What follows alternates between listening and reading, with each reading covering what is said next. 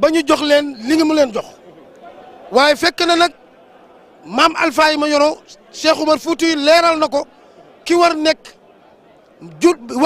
waajuru Seydi Hadji Malick Njaga dinaa la wax ni la yonent bi sallallahu alayhi wa sallam laata muy gane àdduna déclaré nañ ko ña bare ba indi Ahmad ñii tudde Mouhamadou Lamine déclaré nañu juddoom noonee la ñu déclaré juddu maam Seydi Hadji Malick si kenn du Seydi Hadji Malick.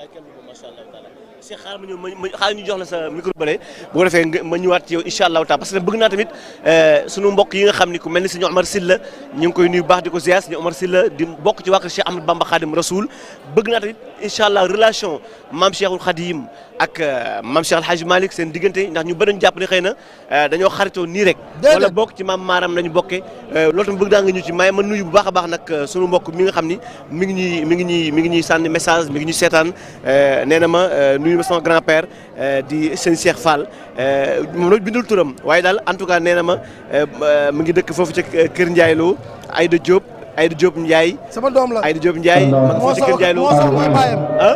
Moosow ancien gendarme mooy baayam. Moosow kay mi ngi noonu ma nga foofu ca Kër Ndiaye Lo moom Aïda Diop Ndiaye bu Binta Mbaye doomu gaay la nee na macha allah ñu ngi koy nuyu di ko ziar di nuyu waa Kër Ndiaye macha allah di nuyu Kër Ndiaye Lo gëpp di nuyu Moosow Ndiaye la dëkk man xam na yéen a dëkkandoo. moo nga ne suñu dëkk macha allah kon nag Njaga maam Seydi Hadji Malick ak mbokk ma baax ma Serigne Touba dañoo bokk la ñu bokkee maag yow bokkeewuñ ko maag yow fu nu bokkee mooy mbokk jullit lañu te sa mbokk jullit mooy sa mbokk. dëgg la kon Seydi Hadji Malick ak maam Borom Touba ci wàllu diine mbokk lañu waaye ci wàllu njureel mbokk lañu ndax aram loo Kumba Caam aram loo Kumba Caam ak awaloo Kumba Caam awaloo Kumba Caam ñoo bokk nday ak baay non seulement ay cheikh lañu. aram loo ak awamu awa mag arama ci topp ñoom ñooñu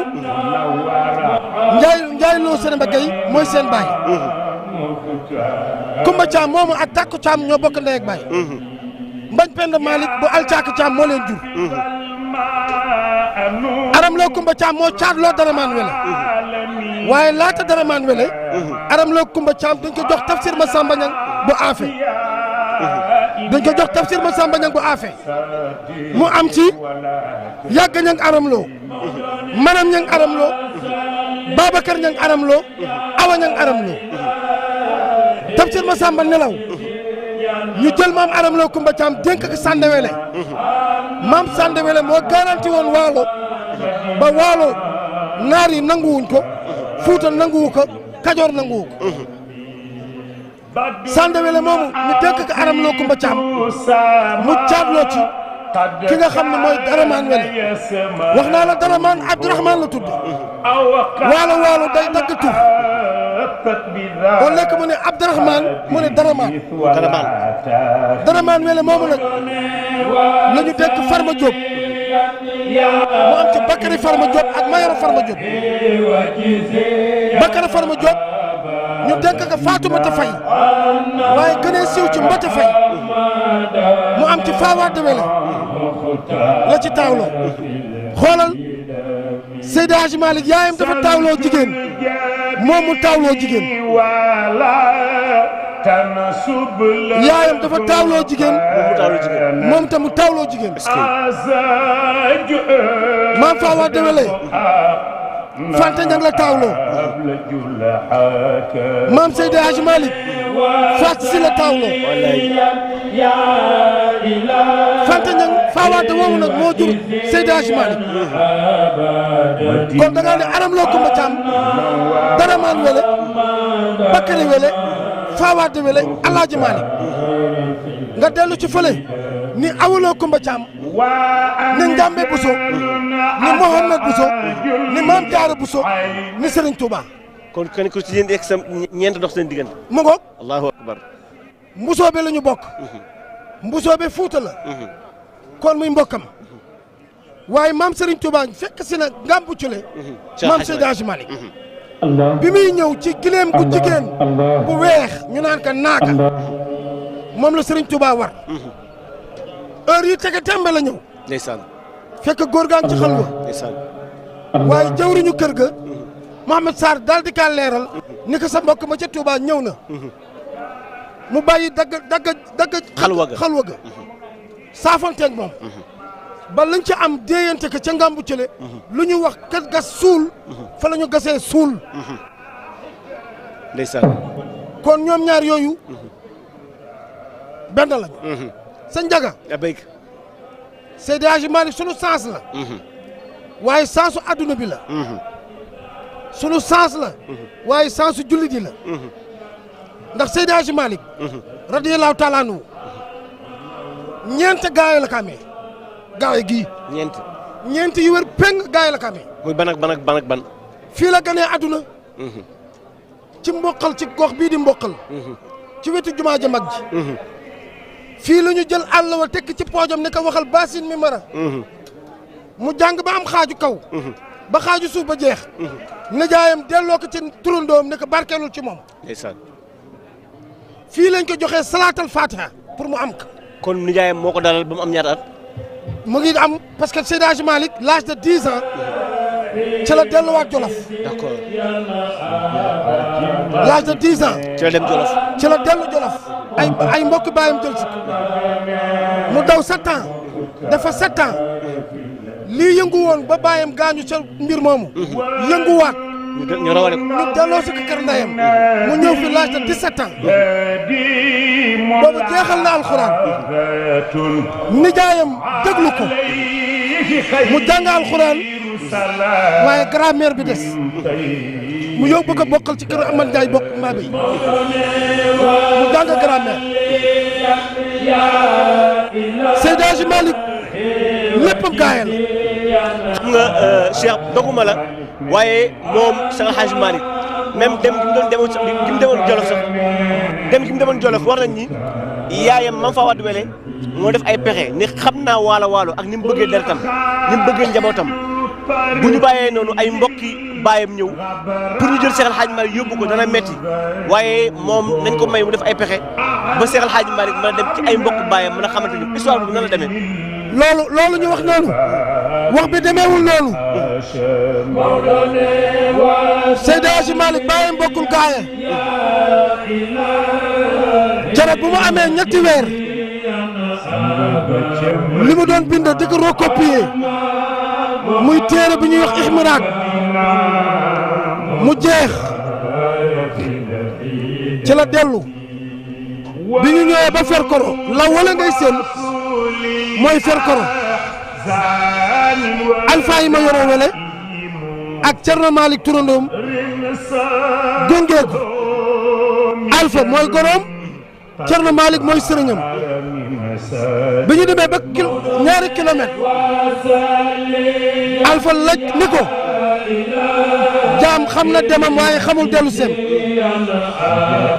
ndax yëg nga ni ndaw si yaramam dafa tàng mu ne ko yëg naa ko kay su ëmb ba matee ba muy imbeeku te ñëwuloo nag mu ni buy góor tuddee leen ko sama jigéen faat si buy góor tuddee leen ko sama sëriñ Cerno Malick Sow kon buy jigéen nañ ko tuddee faat si suy góor nañ ko tuddee sama sëriñ Cerno Malick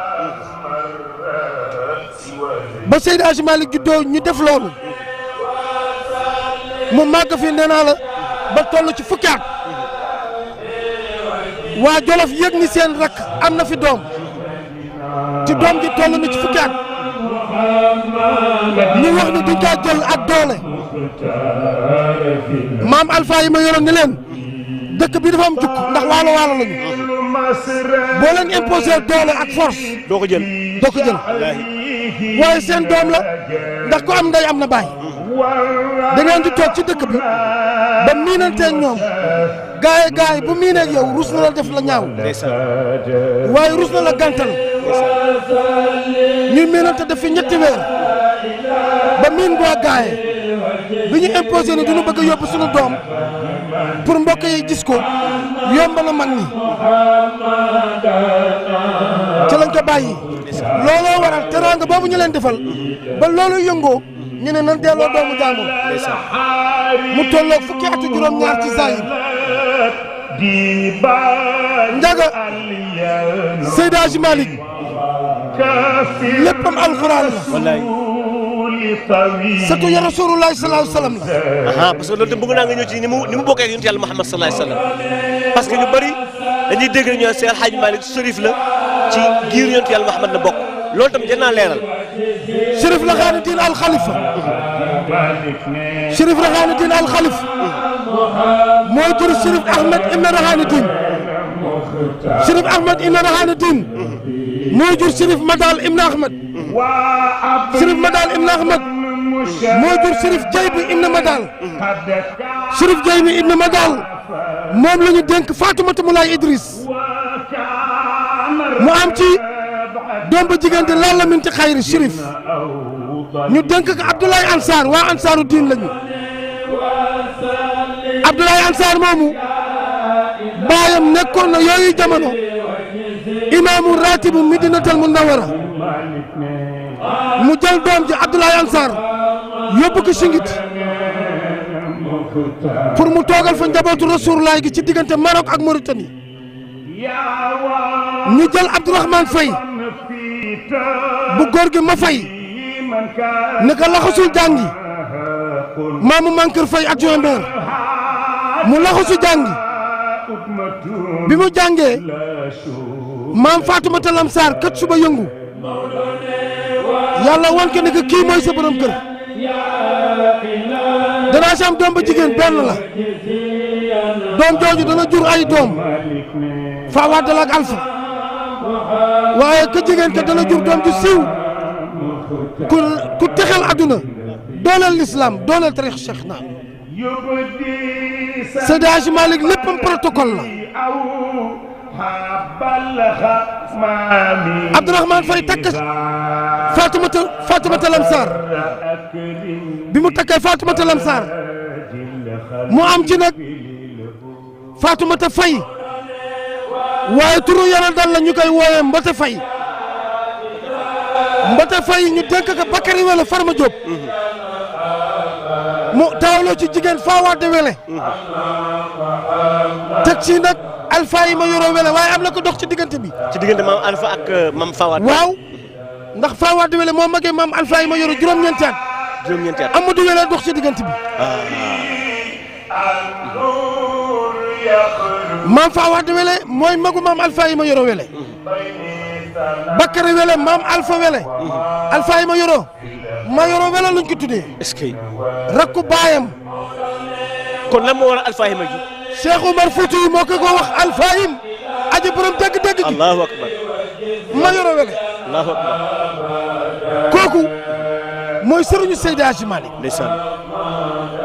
bi maam Seydi Hadji Malick di ko jaale si maam Seydi Hadji Malick moo nu wax kan mooy Alpha yi ma yoroo Wele. ndeysaan.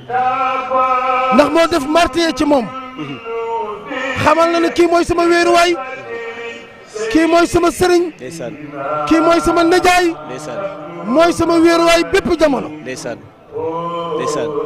parce que xam nga ñu bari dañ jàpp ni maam Alpha yi ma yoroo Wele xëy na ndénkaane buñ ko jox la rek mu wax ko jox Seex Alxaaji Malick te xamuñu ni maam Alpha yi ma yoroo Wele ci góoru yàlla yi la bokkoon. dëgg la ci góoru yàlla yi la bokkoon. dëgg la te ni mu jotee salaatul fatiha daan wax ni seen salaatul fatiha ak sama bos du benn.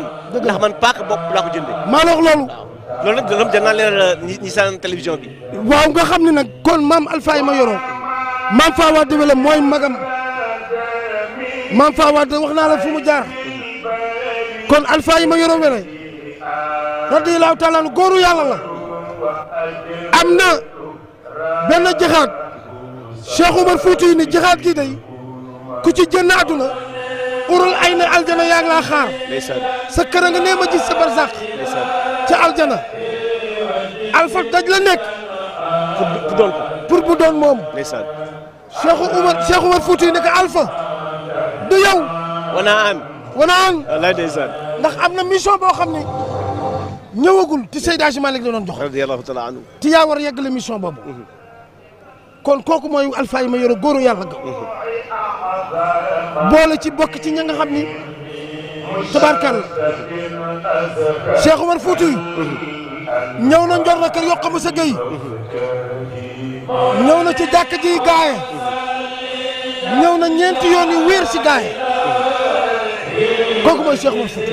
ndeysaan macha allah kooku mooy Cheikh Omar Fouti Tall ñu ngi toog ak Serigne Cheikh Yass Fall moom lañ toogal muy doomu gaaye nag fa tabarakallahu di ko yàlla baaxal waaye xam loolu histoire moom lañ toogal xam naa ni incha allahu taala dara du leen ëmb ci histoire gaaye ci boppam. daan ci dox bu baax gaaye nag dafa am leer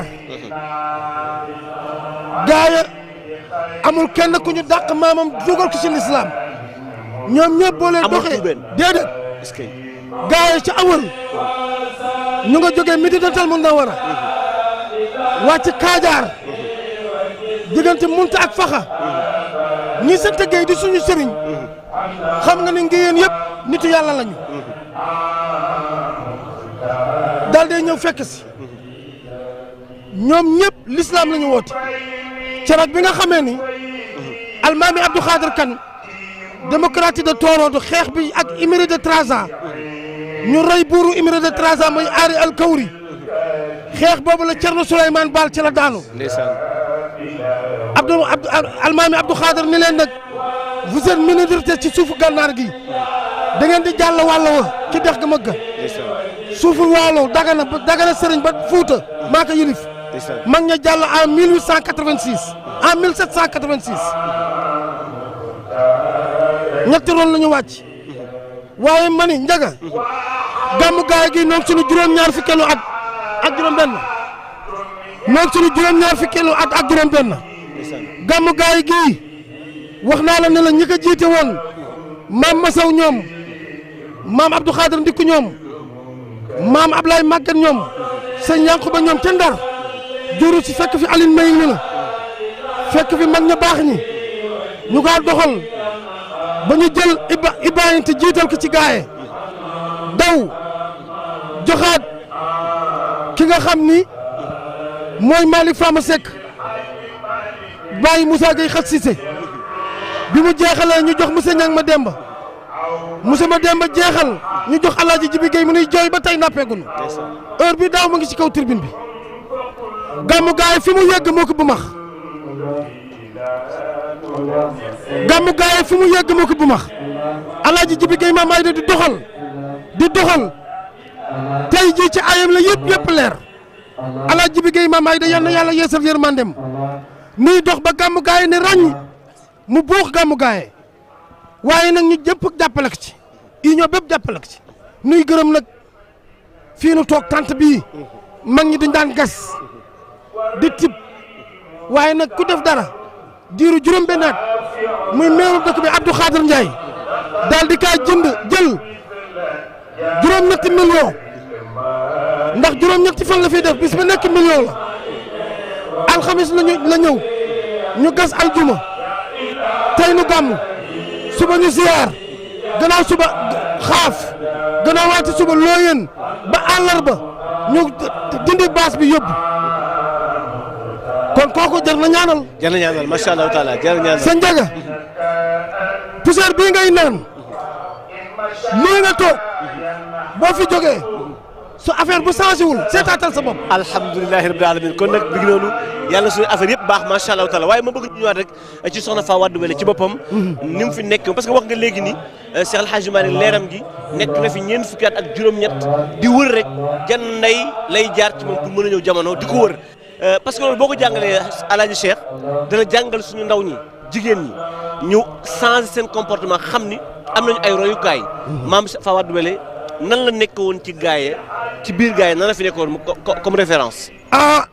jigéen jooju royuwaay la ndax maam Fa Wade Wele kenn ci gaaye mësul wax ni cëram nii la mel bu dul lii lislaam santaane sa xalkanu kanam sa loxo tibi jara yi sa cëstinu tànk loolu la si lislaam santaane bañ na ba bu daan root day dugg maam Fa Wade Wele ak ay yéreem allahu akbar maam Fa Wade Wele wax naa la sa départ ni la ka saytu lislaam la ka bëgg alxuraan la jàng na alxuraan façon jàngin bu nekk man ka bind man ka jàngale ubbi daara ca kër baayam ndax kër baayam daara la woon dafa jàngale ba jël mission taalibi yi mu leen di ñëwal di fóot seen yére di leen rootal di bol di leen jox di def cere di leen jox di def muraakem ba tedd boobu boo demee fii ci dex gi booru saw bi teen ñorul la ñuy wax ñu teg ci teen mboqal yooyu ay teenu mbooloo la góor ak jigéen ñoo fay ñëw da ngeen sa mbaxloo nii sa mbaxloo mu teg fa teenu lagde maam Fawade bi le comme mënuñu bàyyi dex gi mu dem ca penku ba fukk fa teenam fa lay fóotee fa lay rootee teen boobu dex gi la bokkul ak teen na moom ba ca ngàmbu cule bi nga xam ni ci xeer woowu la doon toog kooku ngàmbu cule la parce que wax na ni xeer bi nekk ci boppam kon xeer yi ngàmbu cule la jóge kooku ca ngàmbu cule la ngàmbu cule la parce que diggante ngàmbu cule ak fi Mame Fawade lay tudd ab diggante la da xeer wi da daan dox di nappalu allahu akbar bu ñuy bu bëccëg jotee mu taxaw guddi lay dox guddi mu dox bu ñu yeewoo li leeral loolu carag bi mu agsee watit bi la ñuy gis allahu akbar ñu yeewu gis xeer wi tëdd ci bopp bi ñu topp watit bi fekk xeer wi la allahu akbar karaama kër Seydi Hadji Malick luñ ci am du jeex wallaay waaye duñ ko wane doxee wuñ ko sax wallaay doxee wuñ ko duñ ko wane xalifa bi ci boppam Serigne Babacar Sy Mansour yal na fi yàgg ti wér amiin yaa rabbal aalamiin léegi ay rakam daañu ñëw maam Alpha Sy Dabakh suñu seddoo Sidi Ahmed Sy Dabakh ak ñu ko àndal kon Mame Fawade Wele saytu l'islam dox ci l'islam dundal l'islam yàlla may ko alxuraan may ko nitu yàlla wallaahi dafa gaañ a kañot bi yàlla mayeewul dara ñàkk a jariñu ku mel ne maam Seydi Hadji Malick jigéen ji koy jur daggatu malaaka la wallaahi wallaahi wallaahi kooku jigéen ji koy jur liggéey nga wallaahi wallaahi liggéey nga kon kooku mooy Seydi Hadji Malick macha allah nuy gërëm Sidi Ahmed Niang wax naa ne Sidi Ahmed Niang président union bii toog maamam Alioune Diop Maymouna nga xam ne la Seydi Hadji Malick masaan bind moo koy maas wee rek balaa wow dana mokk mu delloosi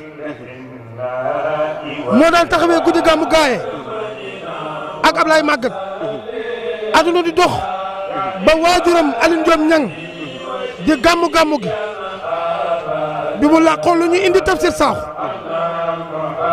saaxu làqu corona dox corona jeex Alioune Diagne waxtaanee ko daaw ndeysaan ren Souley Ba moo koy waxtaanee ndeysaan kon Sidi Ahmed moomu mii ñu dénk gàmmu gaaye geeg siyaar bi mooy gàmmu gaaye est-ce que wax naa la ne xalifa ba tedd bii su jógee Tiwaawan jëm ci daayira Safital Axyaar ci terrain bi fii la ñuy defee conférence bi waaye dana ziyaara dem jàkka ji julli fa tusubaar jaar ci kër xaritam mbokkam ba alaaji Ndaraw Xadi yal na yàlla yeesal yërmande amiin yaa rabbal aalamiin bàyyi sëriñ Kaajaar ma faal mi nga xam ne lii ma sol moo ko def ndeysaan jógee ci loolu sëriñ bi ma ngay tibbee Cheikh ci kër baayu Ahmed Niang mi tey est-ce que kon dañ lay wax ni kii mooy doomu xalifa bi tey kii tey baayam mooy xalifa bi tey est-ce que waaye xalifa bi dafa bëgg a gaawee ba yemalewu ko leen Alaaji Abdou Aziz Dabakh daan na wax ne su ma yeewoo sama yaram am cawarte damay xam ne gaa yi jàmmaa su ma yeewoo sama yaram diis dama woote gaa yi xam ne am na la xew gaa yi ndeysaan te bu wootee ñu ne que nangam la ak nangam ndeysaan mu taal otoom ñëw ndeysaan régler situation bi ci mbokk stratégie boobu la ñu am ñun tey lu ñu am ci Tiwaawan ñun leen déggalee lu ñu bëgg ci gaay mu jeex gaay xalifa bi ak njabootam lu ñu soxla ci gaay mu jeex est-ce que ndax dégluwuñu kenn ñoom rek la ñuy déglu allahu akbar gàmmu gi lu ma nekk gàmmu aada ak cosaan xalifa bi bu ne du am ndeysaan kon ñun dégluwuñu kenn Tiwaawan la noo déglu te Tiwaawan ku fay Alaaji Malick yow la noo déglu kon la am gaay rek su yàggee rek xalifa bi war na réagir kon nag nu koy ñaanal waaye njaga gaaya mag ñi sax maam Alaaji Rawaan sa maam lu mu ñëw gaaya kenn mënu ko nettali. sama maam Alaaji Rawaan li mu ñëw gaaya sa maam sax dafa def la gën a rëy. est-ce que. sa maam lu mu ñëw gaaya mësul sol daal. allahu akbar. nee na dëkk ba Alaaji Maalik juddoo. allahu akbar. man Rawaan Ngom araam na ci man may sol daal. allahu akbar. kooku muy sa maam. wallaay ndeysaan. kon yow loo amul ci kër Seydi Hadji Malick si yow rek la. allahu akbar. allahu akbar. allahu sa maam Alaaji Rawaan Ngom bu ma saa ñëw gaaya du sol daal. macha allah. ñun nag gaaya ñun ñëkk a dëkkee sax des nañ kaa xam ndax daf na jógee. xam naa foofu damay may rek ma nuyu waa Paal. dëgg la sama nijaay ya fa nekk. sama nijaay Ibrahima Gaye nijaay Papa Gaye ma ziar leen baax sama yaay ya fa nekk. sama yaay Ndey Gaye sama yaay Kumba Jandam Gaye sama nijaay Pati Dieye ñoom ñëpp ña nga fa sama nijaay Pati Dieye moo nekk ak xalifa bi Alaaji Ousmane Ngom ñu ziar leen baax ziar waa Paal yëpp ñoom si Abdou Khadir Ngom ma ziar leen bu baax a baax bëgg leen bëgg waa Paal waaye njabootu maam Madior Mbaj ma nuyu leen nuyu waa Baqee Diagne di nga xam ne sama papa foofu la bokk ndax Modou Diagne moo jur Aïda Diagne mu jur sama papa man kon ma nuyu waa Baqee Diagne yëpp macha allah ziar leen kon daal sëñ Cheikh Fall gaayee nag nekk dëkk cosaan boo xam ni yaa ngi may wax démb ni ma dafa am nu ñu ko mooñee. dëgg la mu nekk juróom-ñaari bunt yoo xam ni. moom mooy cosaanu dëkk bi. nga xam moom lañ ko mooñee ba dara du ñàkk du bëtt ñàkk bu mën a agsi ci dëkk bi. gaa yi ñetti juróom-ñaar la. ñetti juróom-ñaar. benn bi ndox la. benn bi garab la garab arba. est-ce que. benn bi suuf la. suuf bi mooy bunt yi. mooy bunt yi. juróom-ñaari bunt yi. garab yi mooy Dakar yi. est-ce que. Dakaru Ndoumbé Diop. Dakaru Refo. Dakaru Bambari. Dakar yi noonu la ñu meloo Dakaru Refo. yooyu mooy garab yi. kon Dakar yi ba léegi mi ngi foog Dakar yi. ndox yi mooy mar yi. est-ce que. maru Camara gëm la doon wax leeru Seydi Hadji Malick. waaw. maru Jiwaan. maru Gaani. maru Ndiirit. maru Njaawaan. juróom-ñaari yooyu ñooy juróom-ñaari ndox yi. juróom-ñaari suuf yi juróom-ñaari garab yi. allahu akbar. loolu mooy gaay. allahu akbar. garab gu nekk. jinne ca nekk muy Dakar. boo demee Dakaru Bambari bii rek. jinne googu nekkoon ci. ca jamono yonent Yàlla Suleymaan la. est-ce que. aduna di dox ba gaay yi toxu ñëw. aduna di dox bu ñu jël suuf bi séddale ko. allahu akbar. ñu jox ko waa Lagde ak Mboqal ñu may ko Alaaji Abdu. Alaaji Abdu xam ni kii mënul nekk kër mu def ko zawiya mooy zawiya ba ngaa romb bi. allahu akbar. école arabante Dakar googu jinne googu aduna dox na bu mu mujj jébbalu ci Seydi Hadji Malick jël salaatal faatiha ci moom. allahu akbar. lu mu warlul maam Seydi Hadji Malick mooy du man du samay sët du samay njaboot incha allah rabbi duñ fa lor kenn. Alaaji Malick yal nañ ko yàlla fayal. amiin yaa rabbal aalamiin amiin yaa rabbal aalamiin. dëkk bii nag mën nañ ci waxtaanee Alaaji Malick ndax Alaaji Malick rek lu nu am te xam nañ ko lool waaye ci ngor ci baax ci diine ci lépp loo rafet Sëriñ Babacar Sy radiyallaahu taala anhu daan na wax peggu fara jaaga ba peggu Modou Lo Ndikku amul comme fa bokkulul ci gaay ca sa sawu ba penku peggu fara jaaga ba peggu Modou Lo Ndikku amul comme ci bokkulul kon nag daanu nuyu Alaaji ma dëkk ñang waa Nouakchott ndeysaan. toogal fa xalifi bi nu gërëm itam Moustapha Mbodj gërëm Sëriñ Kadiar Mafal gërëm monsieur le maire Abdou Khader ndax kat Abdou Khader ku baax la fukki at barki démb rek fukki at wallaay. ku toog fukki at ci réew ni kaay leen ma leeral lam fi def li fi def baax na wallaay wallaay wallaay. kaay leen ma leeral lam fi def te ña nga koy defal borom doom mi ngi toog li fi de baax na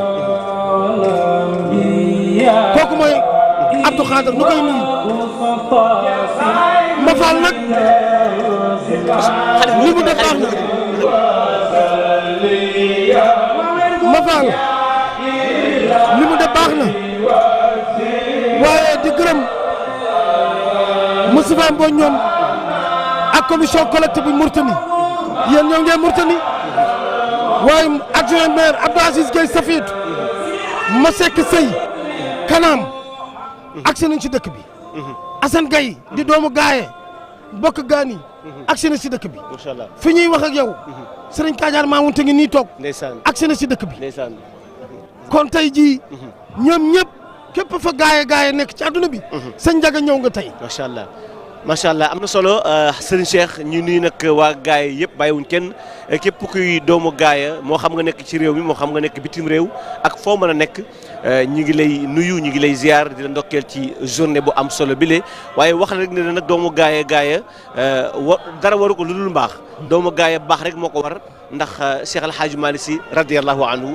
Hadj xam naa ni ñu ngi waajal timis waaw pour jul timis kon ñu julli timis nu jàllee préparé timis yi seenu nag sëriñ bi ndax Sidi Ahmed Sy da baax ànd ak maam Alpha Sy da baax cëru gaaye ànd ak le gouverneur de la région ànd ak le ministre des affaires étrangères soxna Yacine Fall ma ni ñooñu ñëpp tey lu dul bëgg kon Ndiaga noo ngi gërëm ñëpp nu julli timis naa bu ñu jullee ba rek dañuy ñëwaat nag incha allahu taala incha allahu rabbi continuer direct bi incha allahu taala kon ñu ngi gaay yëpp ok mi ngi noonu kon xam naa da ngeen ñuy xaar maak Serigne Cheikh ñi ngi ñëwaat léegi incha allahu taala ñu julli timis te ñëwaat ndax ñi ngi ci cérémonie bi commencé gul ñi ngi xaar gan yeeg ak autorités yi incha allahu taala waaye leeru Cheikh El Hadj Malick te mooy Malikia TV waaw incha allah gars yi dara du leen ci rëcc incha allahu taala ñu ànd ko génn ci kàttan yàlla ba kon ñu dem julli ji te ñëwaat incha allahu taala jërëjëf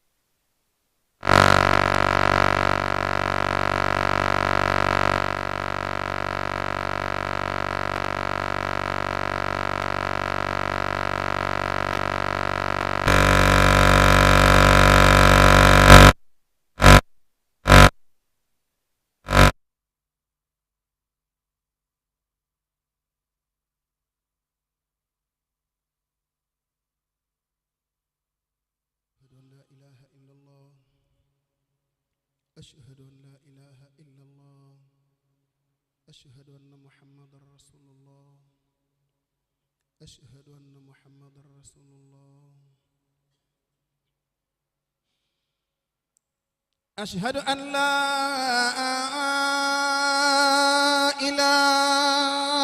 إله إلا الله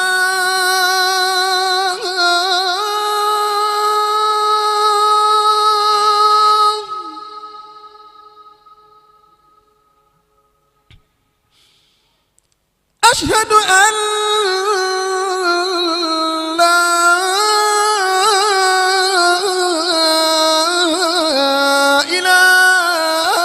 إلا الله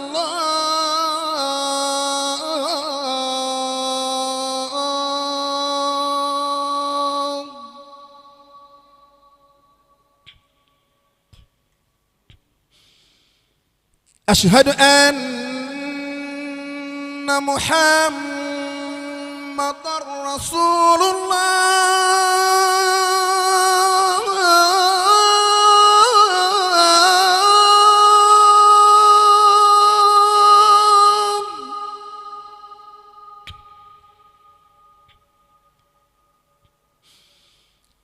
أشهد أن محمد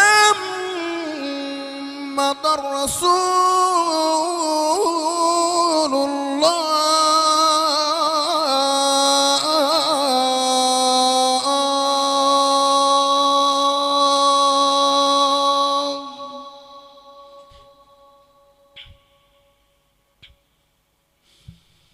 حي على الصلاة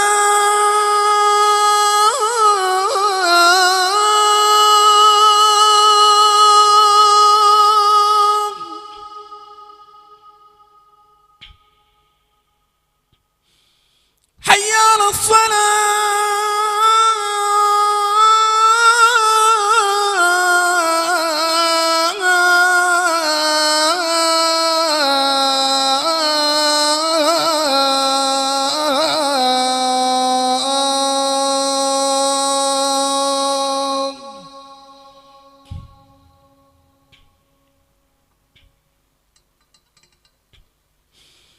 حي على الفلاح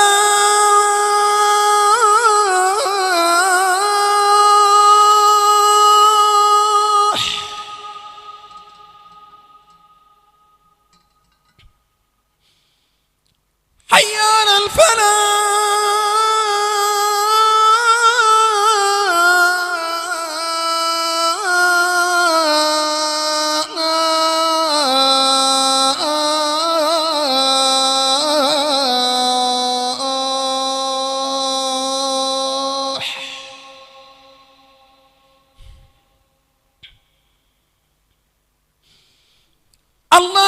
الله أكبر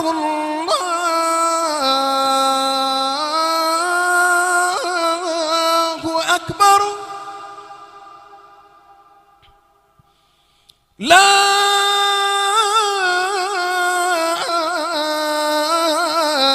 إله إلا الله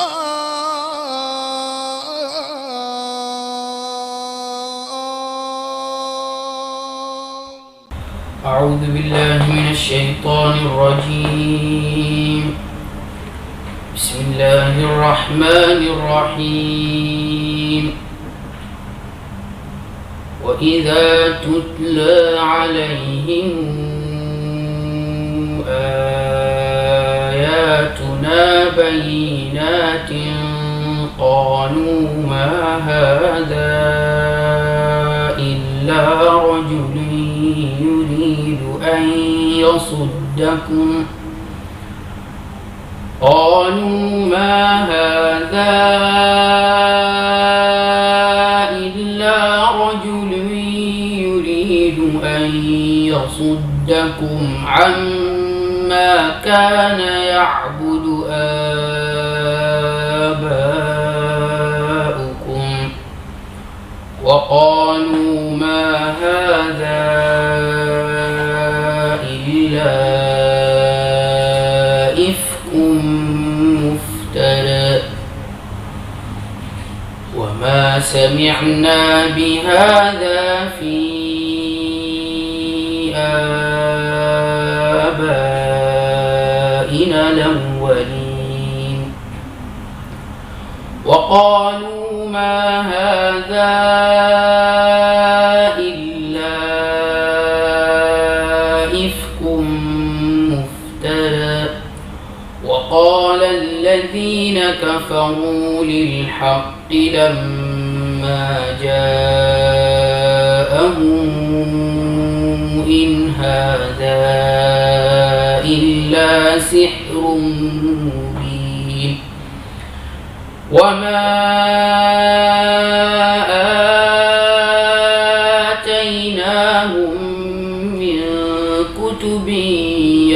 يدرسونها وما أرسلنا إليهم قبلك من نذير وكذب الذين من قبلهم وما بلغوا معشار ما آتيناهم فكذبوا رسلي فكيف كان نكير قل إنما أعدكم بواحدة أن تقوموا لله مثنى وفرادا ثم تتفكروا ما بصاحبكم من جنة إن هو إلا نذير لكم بين يدي عذاب شديد قل ما سألتكم من أجر فهو لكم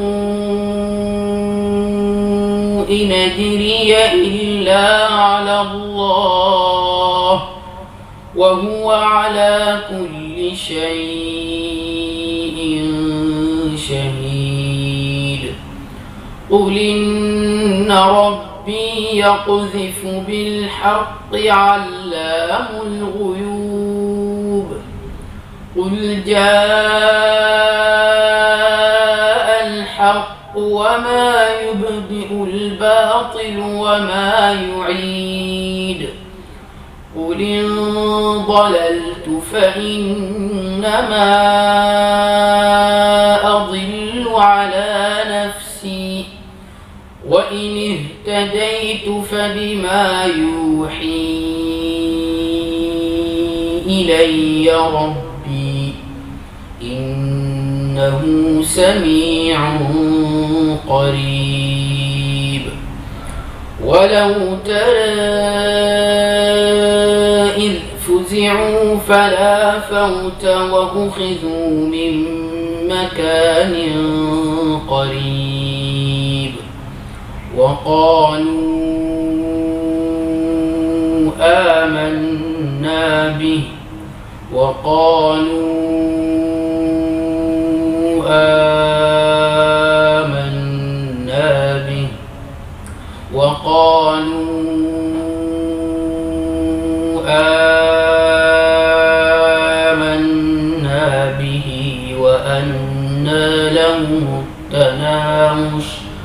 وأنى لهم التناوش من مكان بعيد ولو ترى إذ فزعوا فلا فوت وأخذوا من مكان قريب وقالوا آمنا به وأنى لهم التناوش من مكان بعيد وقد كفروا به من قبل ويقذفون بالغيب من مكان بعيد وحيل بينهم وبين ما يشتهون كما فعل بأشياعهم من قبل إنهم كانوا في شك مريب بسم الله الرحمن الرحيم الحمد لله فاطر السماوات والأرض جاعل الملائكة رسلا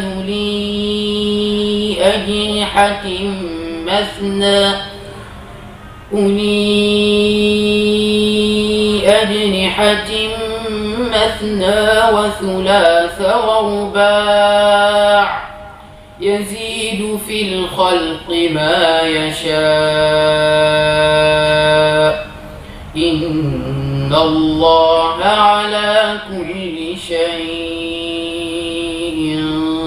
قدير.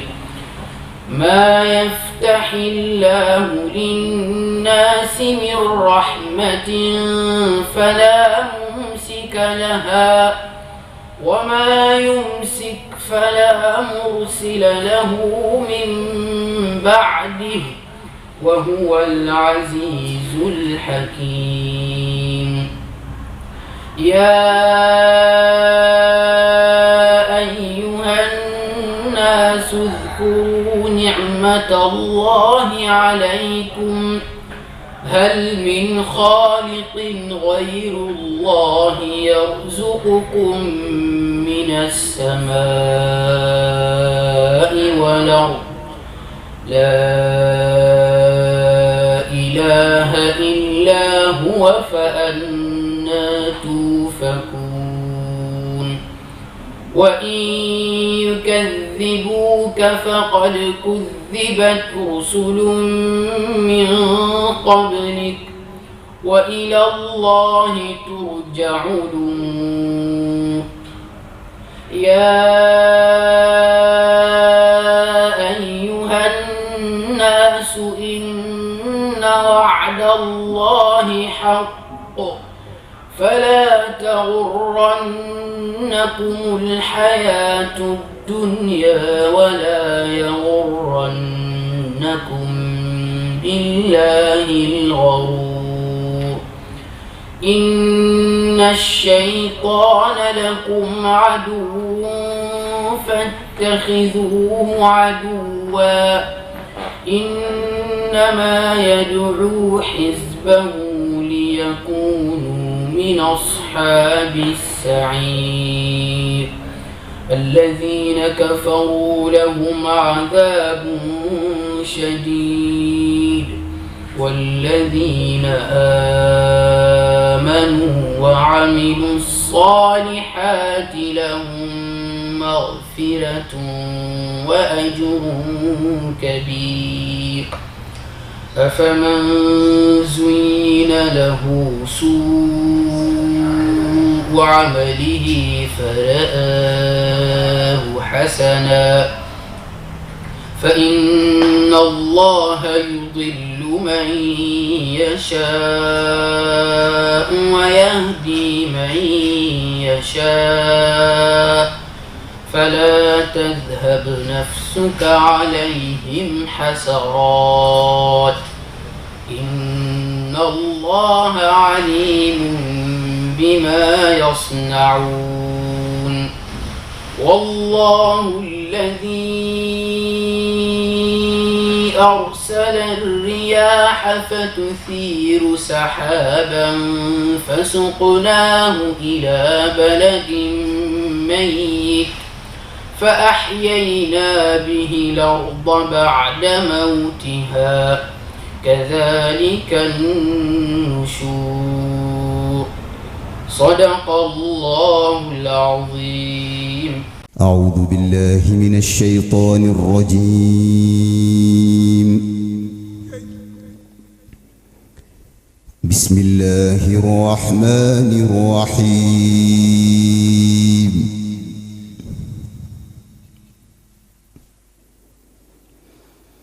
إن في خلق السماوات والأرض واختلاف الليل والنهار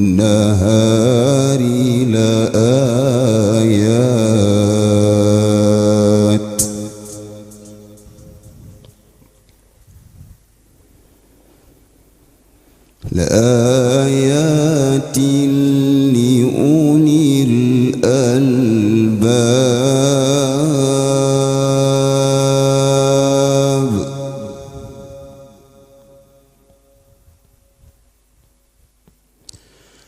واختلاف الليل والنهار لآيات لأولي الألباب.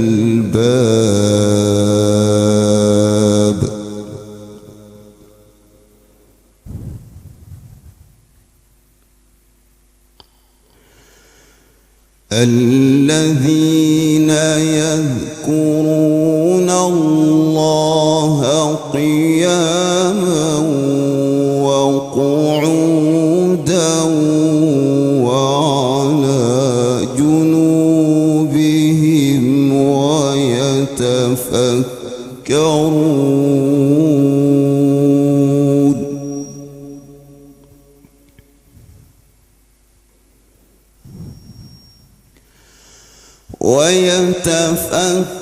ويتفكرون في خلق السماوات والأرض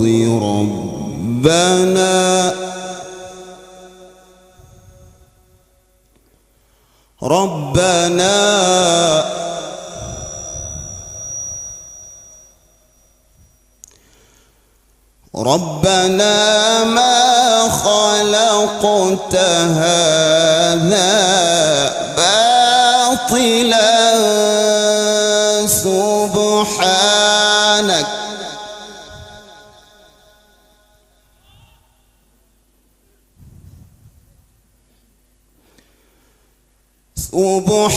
سبحانك فقنا عذاب النار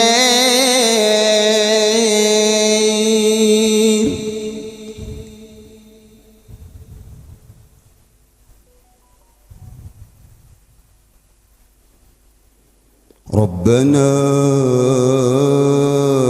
إنك من تدخل النار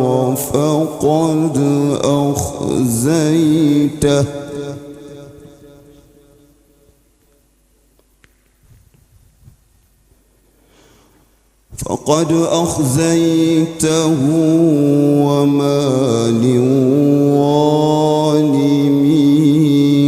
من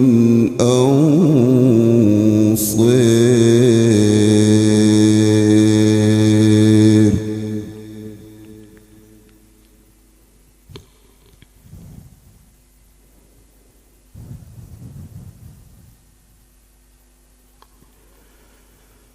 ربنا إننا سمعنا مناديا ينادي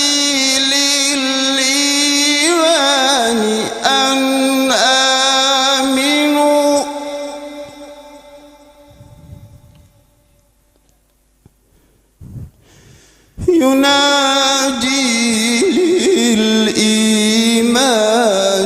أن آمنوا بربكم فآمنا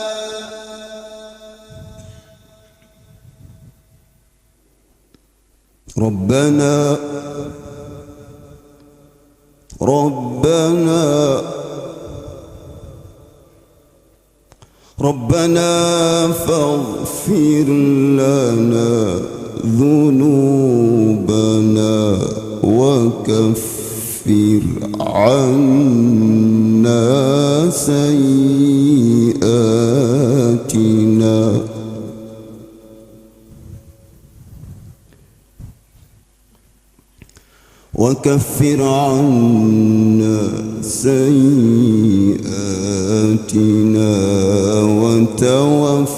وتوفنا مع الأبرار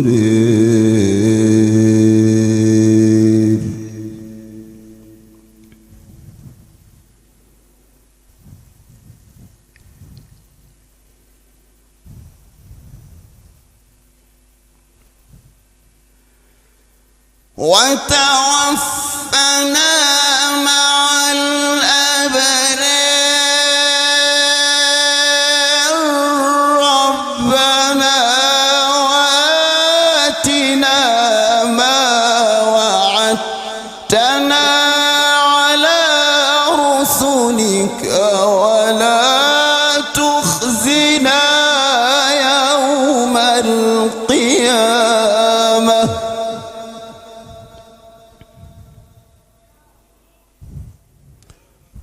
ربنا ربنا ربنا وآتنا ما وعدتنا على رسلك ولا تخزنا يوم القيامة ولا تخزنا يوم القيامة إنك لا تخلف الميعاد فاستجاب لهم ربهم أني لا أضيع عمل عامل منكم من ذكر أو أنثى بعضكم من بعض فالذين هاجروا وأخرجوا من ديارهم وأوذوا في سبيلي وقاتلوا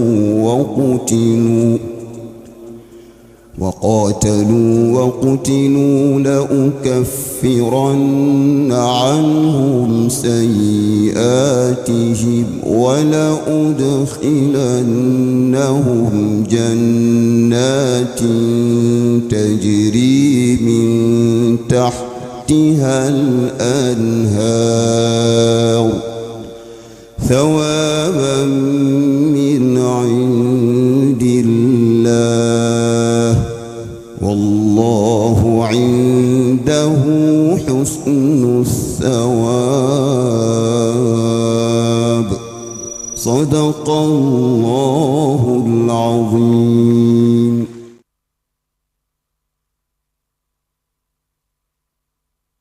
وكن إلهي تجعل الأصابع لسر آقز اليمين نتابع محمد خير البرية أتى دينك قد جعله كل فتى قدمه جميع الأنبياء والرسل في لذاك الأتقياء درج من طباقي له ويعرج إلى الآفاق أرى رب العرش ما يرضاه كذا من الأنوار ما يخشى ربي رسولك النبي الأمي صل عليه شافع المرضي هدى بشير ومباشر نذير وطاهر مطهر بدر منير ياسين طه حشير وعاقب ومختف منجي وناج مثاقب أجب لنا بجاي بابك العظيم عين النعيم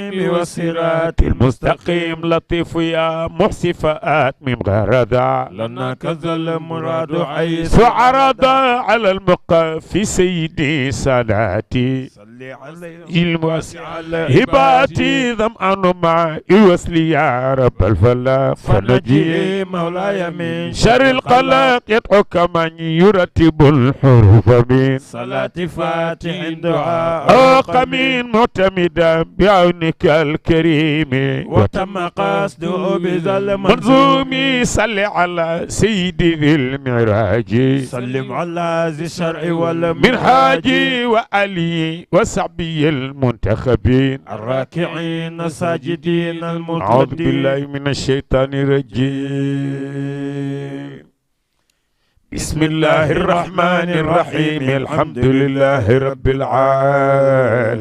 العالمين الرحمن الرحيم مالك يوم الدين إياك نعبد وإياك نستعين اهدنا الصراط المستقيم صراط الذين أنعمت عليهم غير المغضوب عليهم ولا الضالين آمين أستغفر الله العظيم الذي لا إله إلا هو الحي القيوم أستغفر الله العظيم الذي لا إله إلا هو الحي القيوم أستغفر الله العظيم الذي لا إله إلا هو الحي القيوم. اللهم صل على سيدنا محمد الفاتح لما أغلق والقاتم لما سبق نصر الحق بالحق والهادي إلى صراطك المستقيم وعلى آله حق قدره ومقداره العظيم. اللهم صل على سيدنا محمد الفاتح لما أغلق والقاتم لما سبق نصر الحق بالحق والهادي إلى صراطك المستقيم وعلى آله حق قدره ومقداره العظيم. اللهم صل على سيدنا محمد الفاتح لما أغلق والقاتم لما سبق ناصر الحق بالحق والهادي إلى صراطك المستقيم وعلى آله حق قدره ومقداره العظيم. سبحان ربك رب العزة عما يصفون وسلام على المرسلين والحمد لله رب العالمين. لا إله إلا الله لا إله إلا الله لا إله إلا الله لا إله إلا الله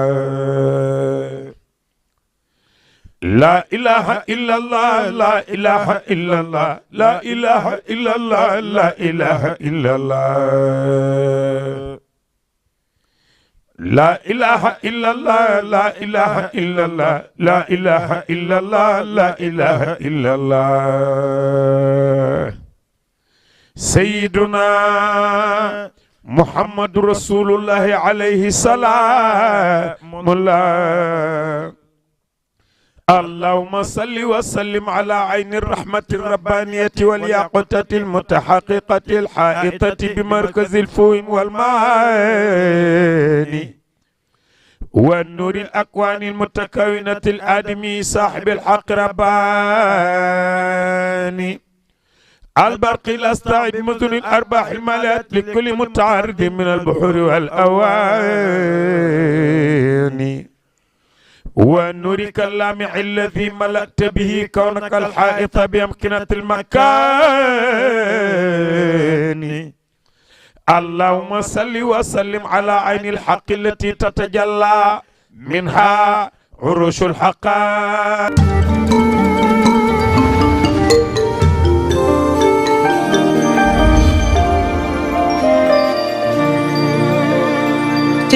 Plus de fluidité dans le processus de mobilisation des fonds pour l'exécution des projets et programmes. Les précisions de Fatimata Banelba.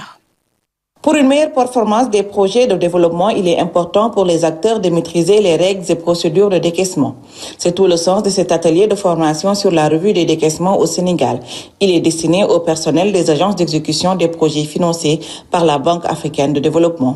L'objectif visé étant l'amélioration à l'entrée de la qualité des dossiers de décaissement, la réduction du taux de rejet et également la disposition plus rapide des fonds aux contractants. Le cours de ces 2 jours vous fournira des connaissances approfondies et des outils en matière de décaissement. Cette formation sera sanctionnée par l'obtention d'un certificat reconnu par la banque pour celles et ceux qui seront les plus assidus. La BAD occupe une place importante dans le portefeuille de coopération financière de l'État du Sénégal. En effet, près d'une quarantaine de projets de développement est financé par la banque pour un volume de financement estimé à 1190 milliards de francs CFA. Nous avons 30% de projets qui sont dans le secteur des transports, 20% dans l'agriculture, 15% dans le secteur financier et le reste est réparti dans le secteur énergie, eau et assainissement. Voilà, et gouvernance et éthique. Aujourd'hui, le ministère de l'économie et le ministère des finances et du budget a en charge la mobilisation des financements extérieurs.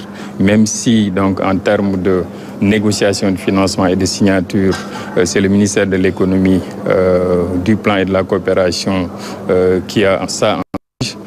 L'objectif de ces revues de décaissement, c'est de pouvoir faire le point sur le niveau donc d'avancement à la fois technique mais également donc financier donc de ces projets-là, et ça nous permet un peu d'adresser surtout les points de contrainte à la fois systémiques mais également opérationnels, et en retour peut-être pouvoir y proposer donc des solutions. Cet atelier était également une occasion pour le représentant du ministère des Finances de revenir sur un plaidoyer lié aux difficultés opérationnelles, notamment dans la prise en charge des droits et taxes. Dans l'actualité également, la fin des travaux de la 16e édition du Forum sur la gouvernance de l'Internet en Afrique de l'Ouest, axé sur les bilans et perspectives des technologies disruptives. Ce forum a été l'occasion pour plusieurs experts de dérouler des stratégies permettant de développer une bonne politique numérique. Mariam Beng. L'accès à l'Internet reste un défi majeur avec seulement 13,3% de la population utilisant ces services essentiels. Ce chiffre alarmant a incité les experts du monde numérique à se réunir lors du forum sur la gouvernance de l'Internet pour explorer les voies et moyens garantissant l'accès à l'Internet pour tous. Aujourd'hui, par exemple, dans la question d'Internet, on voit bien qu'il y a des disparités entre les régions, mais quand il s'agit encore des personnes les plus pauvres, les plus reculées, et notamment des personnes qui ont moins les moyens, notamment dont font partie les jeunes et les femmes, il y a des gens qui sont discriminés aussi d'un point de vue de l'accès au numérique. Conscient des enjeux de la gouvernance de l'Internet, ce forum a permis de promouvoir le développement des politiques numériques et de renforcer les capacités des experts en matière de droits numériques et de contenu en ligne. Les débats que nous avons eus ont été non seulement éclairants, mais également inspirants. Ils ont mis en lumière les défis uniques auxquels notre région est confrontée, tout en offrant des perspectives novatrices pour y répondre. Nous avons exploré des thèmes variés allant de la cybersécurité à la protection des données personnelles, en passant par la promotion de l'accès équitable à l'information et les enjeux liés à la régulation des plateformes numériques. Ce forum, qui a vu la participation de tous les pays de la CEDEAO, a été une opportunité cruciale pour discuter des stratégies nécessaires à l'amélioration de l'accès à l'Internet dans notre région. C'est une rencontre qui est très importante pour nous qui sommes jeunes dans le numérique et qui sommes aujourd'hui à l'ère de l'innovation et de l'expansion de toutes les technologies qui bouleversent l'environnement numérique autour de nous. La particularité de cette édition réside dans l'inclusion des parlementaires au forum, initiative largement appréciée. Nous, parlementaires, on a eu un volet parlementaire qui parlait de la coopération interparlementaire pour la prise en problème liés à l'Internet, au numérique, mais également à l'intelligence artificielle. Des recommandations fortes ont émergé de ce forum, mettant en lumière les initiatives nécessaires pour faciliter la connectivité numérique. Nous, au niveau de la commission de la CEDEAO, nous ferons tout pour la mise en œuvre de ces différentes recommandations issues de ce forum sur l'approche inclusive de l'adoption des technologies disruptives de rupture. Il y a le développement de l'infrastructure numérique, notamment le débit, et ainsi que les capacités de stockage. En intégrant les parties prenantes de la région au discours mondial sur la politique numérique, ce forum a jeté les bases d'une collaboration renforcée et d'une action concertée pour relever les défis de l'accès à l'Internet en Afrique de l'Ouest. Dans la vie de nos armées, 103 élèves officiers de l'ENOA de Thiès ont reçu leurs épaulettes et bracelets des mains des autorités des armées. Une cérémonie qui sanctionne la fin de leur formation de 2 ans dans cette prestigieuse école militaire. La cérémonie a été présidée par le ministre des Forces armées. Le compte-rendu de Moussa Mané.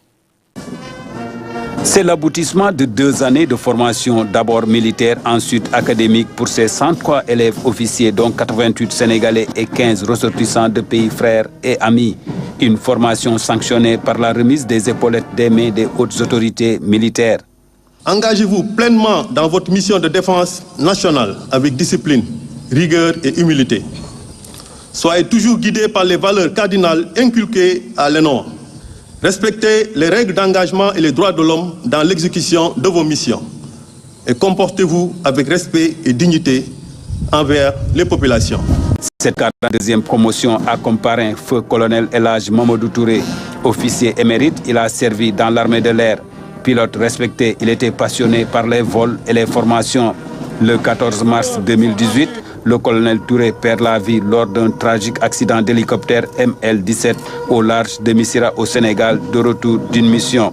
Il a totalisé 2800 heures de vol. Il symbolise les vertus cardinales que vous devez incarner à jamais. Courage, sens d'honneur et esprit de dévouement. Ces valeurs doivent être les phares illuminant à chaque instant votre parcours professionnel. Le ministre des Forces armées a ensuite exhorté les élèves officiers à cultiver les valeurs cardinales qui fondent les armées tout au long de leur carrière. Il a surtout insisté sur le style de commandement qu'ils doivent adopter. En tant que chef de section, votre grade exige un commandement direct et généreux. Vous devez inculquer au personnel de vos unités le goût de l'effort, la probité morale et le sens du bien commun. Votre autorité, votre jugement et votre capacité à soutenir vos hommes sont essentiels. La bravoure et le professionnalisme signeront vos actions sur les théâtres d'opération. Autre temps fort de la cérémonie, l'inscription dans le Hall of Fame de 4 officiers qui sont passés à l'ENOA. Ils sont honorés pour leur engagement et bravoure au service de la nation. Des modèles encore pour cette 42e promotion de l'École nationale des officiers tactiques de Thiès.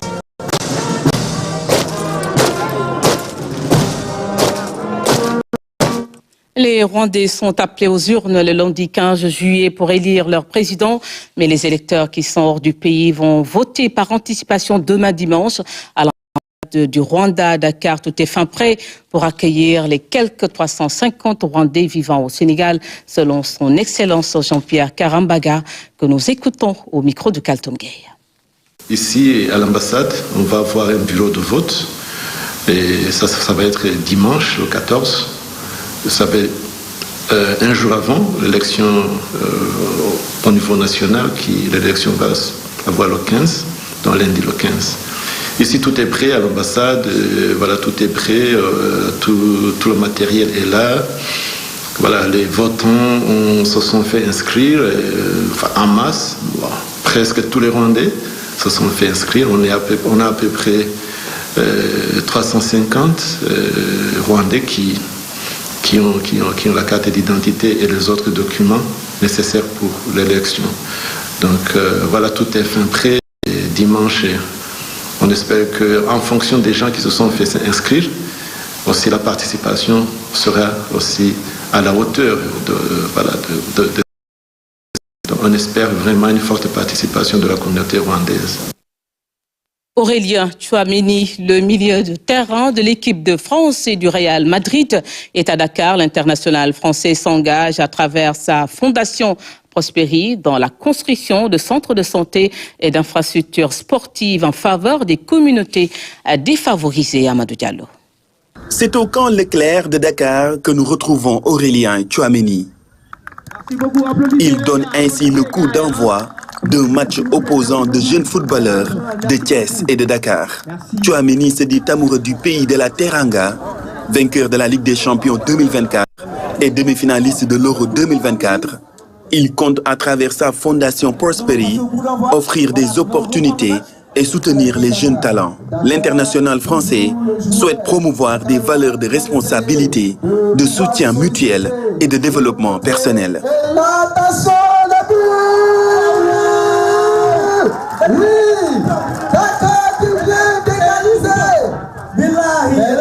Dans le cadre de la Fondation Prosperi qu'on a mis en place avec ma famille depuis maintenant 1 an, j'aime beaucoup l'Afrique, j'aime beaucoup voyager. Je suis camerounais, mais j'avais aussi envie de découvrir de nouveaux pays. Donc c'est pour ça que je suis venu au Sénégal et pour découvrir le pays, rencontrer la jeunesse. Donc c'est cool. On va voir pour essayer de se développer et avoir des projets ici au Sénégal. C'est pour ça qu'on essaie de voir un peu tout ce qui se fait ici pour savoir ce qu'on peut faire. J'ai beaucoup d'amis qui sont sénégalais, des amis qui jouent dans la sélection sénégalaise. Ils m'ont toujours dit de venir au Sénégal. Donc je voulais découvrir et avec ma famille, mon entourage, on s'est dit que c'était important de pouvoir rencontrer d'autres associations, de pouvoir voir des académies jouer. Donc c'est pour ça que je suis là aujourd'hui. Le joueur de 24 ans, d'origine camerounaise, va également effectuer une visite à l'intérieur du pays. La Fondation Prosperi est un fonds de dotation dédié à l'amélioration des conditions de vie par le biais de projets centrés sur la santé, l'éducation et le sport. Et nous parlons sport football. Mbour Petite Côte a remporté ce samedi la finale de la Coupe du Sénégal de football. Les Mbourois ont battu les Férus de foot de Louga en but à 0. Une finale jouée tout à l'heure au stade d'Abdoulaye Wade de Diamniadio où nous retrouvons El Hadji Thierno Dramé. Bonsoir Thierno. Et de 3 pour Mbour Petite Côte.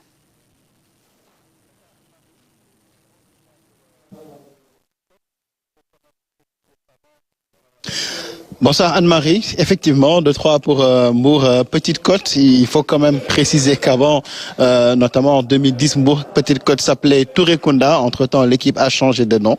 Mais c'est la même histoire qui continue. Et c'est donc un beau champion que nous avons vu ce soir, en tout cas en fin d'après-midi, face aux Férus de foot de Louga.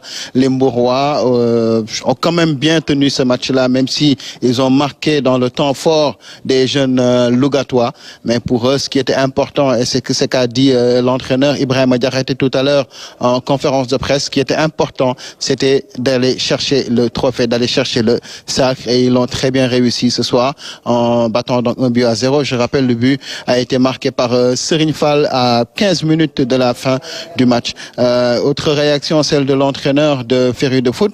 Effectivement, beaucoup déçus par le résultat. Ils auraient aimé gagner et entrer dans l'histoire du football sénégalais, mais ce n'est que partie remise. Il trouvera le temps de parler à ces jeunes footballeurs, de les remobiliser, puisqu'il y a de gros objectifs, de gros défis qui les attendent.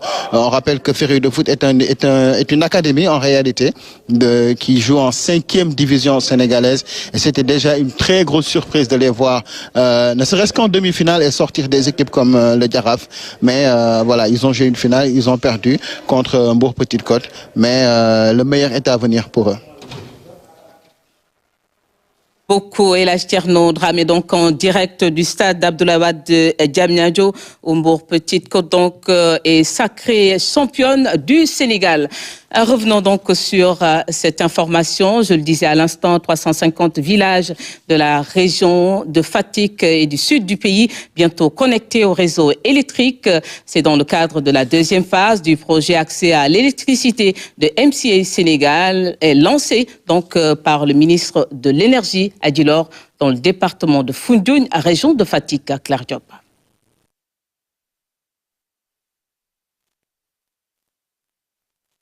Étendre et densifier le réseau électrique dans les zones rurales et périurbaines, c'est l'objectif visé par les acteurs. La cérémonie de lancement des travaux de la phase 2 du projet accès à l'électricité du MCA Sénégal a eu lieu ici, au village de Keur Omar.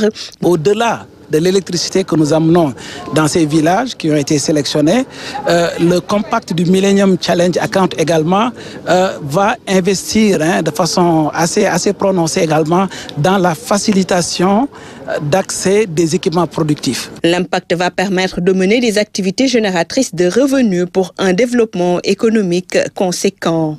Nous, ici, nous sommes à 23 villages électrifiés, donc il nous reste juste 13 villages qui sont pris dans le programme PAMACER de la Sénélec. Le projet est le fruit de la coopération entre le Sénégal et les États-Unis d'Amérique. La vision, réduire la pauvreté par la croissance économique en renforçant le secteur de l'électricité. L'électricité fiable et abordable partout au Sénégal. Et la motivation de mon gouvernement et de mon concitoyen de participer à ce projet, solidaire avec le Sénégal, avec les Sénégalais, et nous voudrions investir dans leur succès. Avoir accès à l'énergie, une énergie fiable, à un coût abordable, c'est le projet porté par le ministère dans le cadre du mandat qui est confié par le gouvernement du Sénégal, ce qui permettra de donner à tous les citoyens vivant dans les zones périurbaines et rurales la possibilité d'avoir accès. En commençant, bien entendu, par 370 villages. D'autres projets seront développés pour couvrir un rayon beaucoup plus important. Le projet Accès du Sénégal Power Compact du MCC vise à améliorer les moyens de subsistance en milieu rural. Sur le terrain, il est procédé à l'élargissement de l'accès à l'électricité autour des chaînes de valeur pour booster la croissance économique au niveau local. Merci à Claire Diop. Nous retournons tout de suite donc au Palais de la République pour aller retrouver Oumar Gningue. Vous le savez, le chef de l'État, le président Bassirou Diomaye Faye, fera donc face à la presse ce soir. Ce sera à partir de 21h. Le chef de l'État fait le bilan des 100 premiers jours du gouvernement avec les journalistes. Donc, ce sera en direct sur le réseau synchronisé de la RTS. Tout de suite, nous retrouvons nos équipes. Oumar, si vous êtes en place, y a-t-il du nouveau? Les choses, certainement, ne vont pas tarder à démarrer, Oumar. Oui, c'est dans moins de 30 minutes exactement, Anne-Marie. Le président de la République va venir donc s'installer ici. Vous avez vu lors de ma première incursion, aujourd'hui, où à l'instant même, les confrères sont en train de s'affairer, maquillage et tests et autres, sous la direction des équipes qui sont ici déployées, des équipes de la RTS, bien sûr, pour une production, de qualité tout à l'heure. Lors de cette grande interview, on voit sur place déjà installé Pierre-Edouard Faye de Walf Fadjri, Walf TV, de même que Migui Maram Ndiaye de Radio Sénégal. Ils font partie de ces confrères. Ils seront 6 plus exactement. En plus, on aura Souleymane Niang de GFM et puis Ndeye Aram Touré de Sans Limite. Et puis la modération sera assurée par Fatou Sakho de la RTS. Ça promet donc une interview de qualité à suivre à 21h. Et puis nous aborderons, comme je vous l'ai dit tout à l'heure, ils aborderont avec le président de la République les grands sujets de l'heure, les questions d'actualité, mais aussi les questions qui seront mises en perspective parce que, comme je vous l'avais dit, le chef de l'État entend lever un coin du voile sur ce qu'il entend faire durant son mandat qui vient juste de démarrer. Voilà pourquoi donc nous attendons ce soir une grande interview en jeu de questions et réponses très dynamique parce que, comme je vous l'avais dit, il y a un échantillon assez représentatif de la presse sénégalaise et ça va être une première, mais aussi on aura d'autres occasions, parce que évidemment on ne peut pas avoir tous les confrères sur ce plateau en le temps juste d'une soirée. Le chef de l'État promet de revenir encore régulièrement, accorder des interviews à la presse nationale, tout comme à la presse internationale, parce qu'il s'agit de communiquer sur ce qu'il entend faire à la tête du Sénégal. Donc Anne-Marie, nous vous donnons rendez-vous dans exactement, disons, 25 minutes. Pour le début de cet entretien entre le président de la République et la presse nationale, ici au Palais de la République. Merci beaucoup, Oumar Gningue. Donc, le président Diomaye Faye face à la presse, c'est donc à partir de 21h en direct sur le réseau synchronisé de la RTS. Et tout juste après donc cette conférence de presse, la rédaction vous propose un débriefing, un plateau qui sera animé par Oumar Diaw. Oumar Diaw qui sera donc entouré de ses invités. Ce sera donc après la conférence de presse qui va se tenir tout à l'heure au Palais de la République à partir de 21h et ce sera en direct sur le réseau synchronisé de la RTS. Merci de votre fidélité et bonne soirée à tous.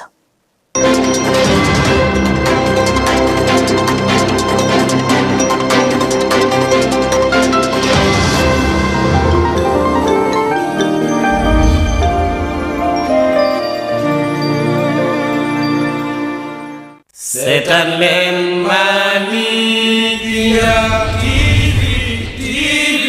loolooy télé Tijaan yi yéen soppey Maam Maodo yee ak Cheikh Seexu Tijaan seetal leen fi daan fi jàngale njool Makka ak njool faama bu wér fii daan fi xamle itam kuy Seexu Tijaani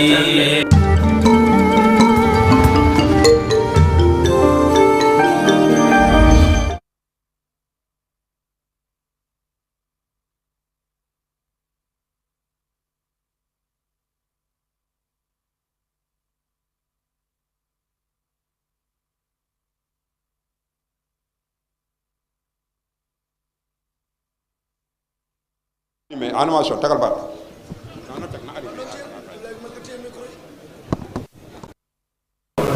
voilà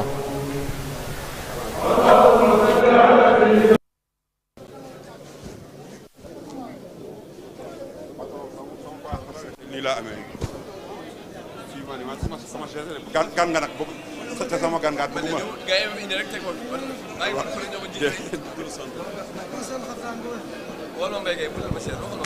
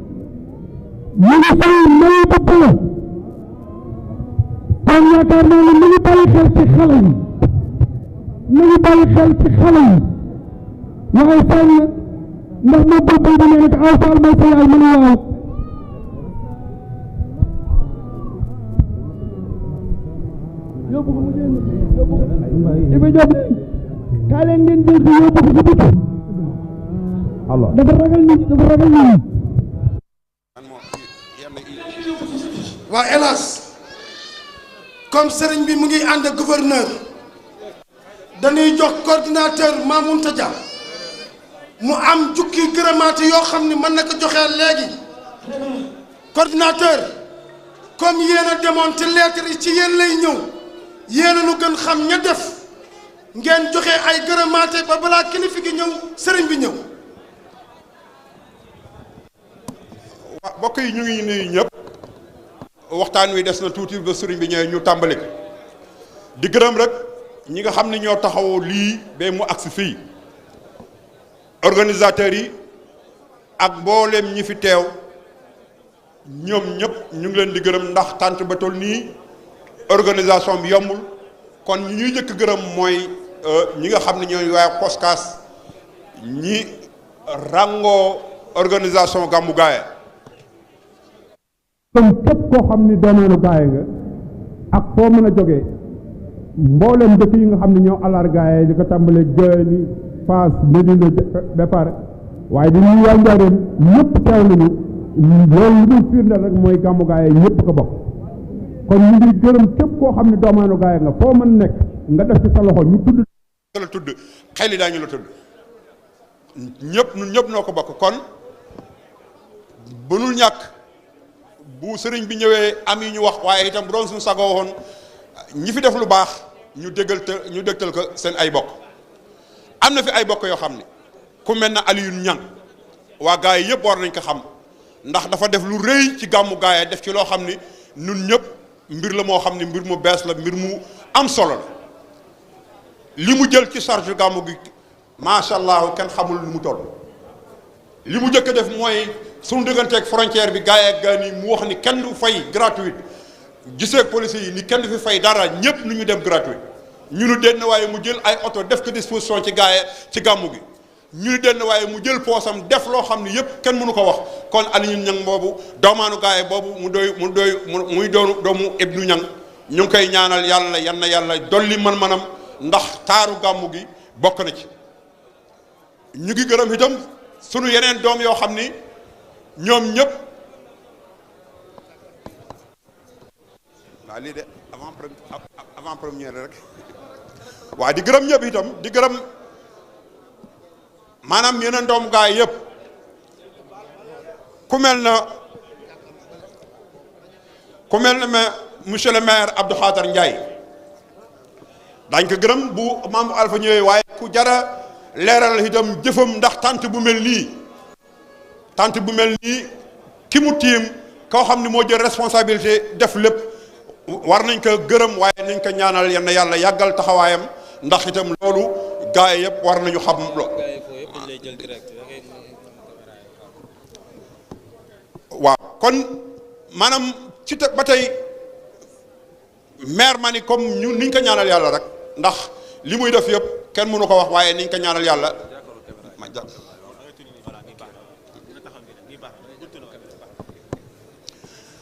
waa di gërëm mboolem doomaanu gaaye ku mel ne Cheikh Tidiane Gaye si moom itam def na lu rëy parce que sonorisation bii fi nekk moom moo ko lijjantee Dakar boole kaak ñaari kaar yoo xam ni mu ngi yeb ay infirmiers yi ñëw def maanaam di faj ci gratuite loolu moom moo toppaatu oto ba ko indi waaye Cheikh Tidiane Gaye yamul ca loolu dafa làmb poosam def ci doomaanu gaaye kon waa gaaye itam ñëpp war nañu xam effort yu mag yooyu ay nit ñu ko def war na leen leer ni maanaam cosaanoo gaaye dëkk gaaye baax na mais itam participer ci gaaye mooy lu am solo kon ñooñu ñëpp ñu ngi leen di gërëm di leen sant di gërëm mboolem doomaanu gaaye yi nekk àll ñi nekk Dakar ci njiital Mansour Fall ak Mafal Fall wax dëgg yàlla ren taxawuñu taxaw boo xam ni mën nañu wax ni gàmmu gi li ko taaral waaw Dakar la kon loolu lu ñu seenu ci ñoom ñu ngi ñaan yàlla seen taxawaay boobu ñu continuer ci loolu bay gaaye gën développé gën jëm kanam waaye di gërëm itam waaw Ndar xam ngeen ni bu ñu jógee Dakar buy ziar buy gàmmu escale bu ñu am Ndar lañ koy def daanaka li ñu am yëpp ci teral gan lay nekk waa Ndar itam ñu ngi leen di gërëm di gis seen taxawaay di wax ni ñu ngi leen di ñaanal yàlla yenn yàlla dolli seen man-man di gërëm waa Mauritanie ñi jógee Nouakchott ak Nouadhibou maanaam ñooñu couleur luñ ci gàmmu gaay ndax xam nga ni nun suñu Dakar ñu bari ñu jógee fii di tukki Mauritanie la ñuy dem kon doomaanu Mauritanie yooyu bu ñu jógee Mauritanie ñëw da ngay gis ni daanaka koom-koom bi li ëpp ci ñoom lay jógee ñoom itam waa Nouakchott ak waa Nouadhibou Rosso Mauritanie Rosso Sénégal ñoom ñëpp ñu ngi leen di delloo njukkal lii ay kaddu la yoo xam ni mënul woon ñàkk ndax mënuñu woon tënk nii ci benn discours bu gën a gudd moo tax ñu ni foog ñu wàññi am ñoo xam ni daañu leen gërëm balaa ministre bi agsi waaye itam loolu duñ ko bëgg a xamal doomaanu gaay yi fi nekk yi ndax ki def lu rëy war nañu wax ci yow lu rëy am na ñeneen yi def yeneen effort bu soobee yàlla bu ministre bi agsee daañ ko wax waaye ñu ngi gërëm itam benn société indienne bi nekk fii ci zone Mbane société boobu am na ñëkk représenté Seni Gindia représentant mu ngi fii daañu ko xoolal lim wande junne saaku ak ñetti téeméeri saaku la may gaaye tey ren jii lépp loo xam ne dem na ci gàmmu gi ci wàllu soble ak pomme de terre ñoo na ko may gratuite kon société boobu ñu ngi koy ñaanal yàlla yan na yàlla dolli ko jàppale yan na yàlla tax mu sax ndax société ci zone dafa war am njariñ dafa war amal njariñ zone ba fa nekk waaw ñu ngi gërëm itam CSS def na participation ndax jox nañu ay gradeur yoo xam ni itam bi ñuy nettoyé mbalit mi yëpp tonni nañ ko kon CSS itam ñu ngi koy gërëm di ko sant waaye di gërëm képp koo xam ni ñu tudd la ñu ñàkkal tudd participer nga ci gàmmu gi loolu ndax gàmmu gi li koy doxal benn loxo mën na ko doxal mais bu jaaree yoon dana am loo xam ni daañ ko ci wax ñu ngi gërëm itam beneen doomaanu gaay bu ñu naan Ousseynou Diop mu jiite UGG kooku itam depuis l'octobre weer la jël disposition ni fa dëkk yëpp nu muy setee dinaa fexe ba gaay set parce que gaay laa bokk gaay laa am mobiliser lépp lu mu am ak matériel ñëw fii ba tax na macha allah lépp set na lépp leer na Ousseynou Diop ñu ngi lay ñaanal yàlla fi nga nekk yenn yàlla yokk la yenn yàlla dolli la waa gaay yi nga xam ni am ngeen doom yoo xam ni ñu ngi participer ci dëkk bi ñëpp xamandoo ko noonu mbokk yi ñu nu war a gërëm bare na waaye des su liste bi ñu ngi xaar bay ministre bi ñëw ndax am na ci ñoo xam ni waaw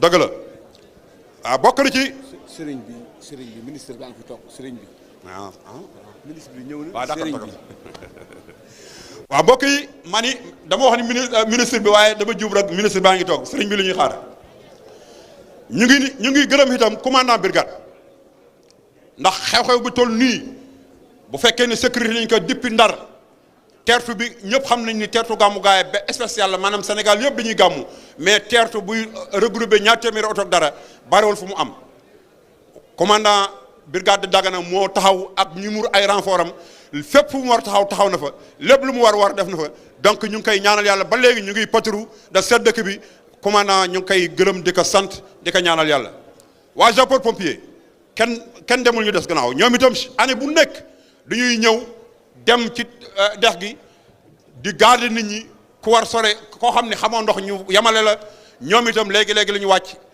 ñoom kenn amul sa pay ñu ngi leen di gërëm di leen sant di gërëm mboolem rajo yi fi teew li ko commencé ci Gaye Info ak Kadiar Média TV RTS TFM Malikia TV Aspia TV ñoom ñëpp teew nañu kenn ku nekk participer nga ci gàmmu gi kenn ku nekk loo man def nga ko ñenn ñi ñu ngi def en direct ñenn ñi ñu ngi def ay plateau kon ñooñu amee nañu leen njukkal ñu ngi leen di gërëm di leen sant di wax ni gàmmu gi kenn ku nekk lépp loo ci def yal na yàlla yokk la li ci jublu yal na yàlla jàppale la ci loolu kon maa ngi gàttal ndax loolu avant première woon ndax bëgguñu woon toog bay kilifa yi ñëw nu am liste ba gudd loolu tax nu wax ni nu wàññi ñi nga xam ni war nañu leen gërëm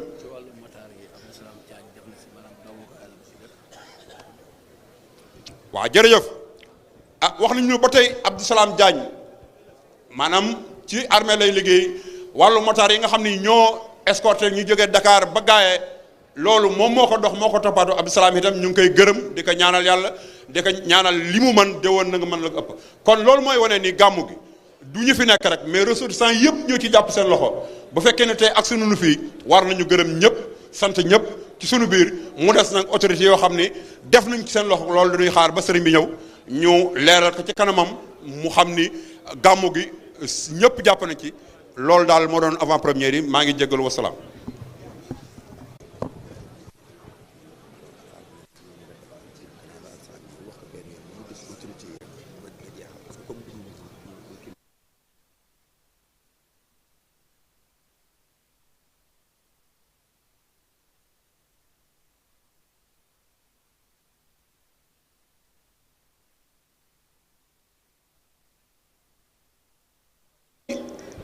pour wàññi temps bi rek ñi def ci gars yi dafa bare domaine bu nekk am na ñoo xam ne ñoom la ñu servi ñooñu bu ñu ko waxee rek directement dañuy ñëw ñu ngi gërëm Abdou Salam Fall di gërëm xaritam bu ñu naan Daouda Dia wax dëgg yàlla ñoom bokk nekkuñu gars yi sax mbala xel bokk waaye biñ ko woowee wax ko li jëm ci gars yi ñoom duñu sawar jàpp ci wax dëgg yàlla ñëw jàppale na ci loolu Makhtar Fall itam bu Asis Kaw Babacar Diop bu Ross Béthio ñoom ñëpp seen participation ñëw na ñu ngi leen di gërëm di leen sant di leen ñaanal yàlla yal na yàlla yokk leen ndax gàmmu gi képp koo xam ne def ko ci dërëm rek dañu lay ñaanal di la sant yàlla dolli sa sutura di gërëm itam mbooleem ñoo xam ni sunu bët mën na leen bañ gis mais gars yi ñi ciy participer du ñu bare maanaam étudiants yi nga xam ne ñoo jógee Ndar ak Dakar ñoom ñëpp organisé nañu ki ci mën defar café defar nga café ki ci mën defar ndox defar nga ndox donc kon ñoo ñëpp du ñu jàppandi dëkk bi ñun ñëpp ñoo ko war a defar kon ñu ngi gërëm ñëpp di la sant ah ñuy gërëm itam Mafal Fall yàlla def na waxoon naa ko sànq mais dafa am yeneen taxawaay yoo xam ni wax dëgg yàlla direct Malikia TV fii ci Gaye ren jii Mafal Fall mooy ki gàddu responsabilité lépp ni union bi laaju mu leen ci dara lépp dinaa ko def loolu dina jaadu Gaye yëpp xam ni charge boobu Mafal la ko def ñu ngi gërëm itam Mamountou Fall parce que mooy ki nu jëkk ubbi mooy ku njëkk jël enveloppe bu 10 wane ni liggéey bi yéen ci nekk yéen ci sonn jël enveloppe def ci Mamountou Bintou Sokhna ñu ngi lay gërëm di la sant di ñaan yàlla yal na yàlla dolli sa suura ndax gàmmu gi ñun képp koo xam ne def nga sa dërëm rek daanu taxaw wax ka ba gaa yëpp xam ni wax nga ko loolu non waaw loolu mënul ñàkk non waa ñoom nag bàyyi après loolu lañ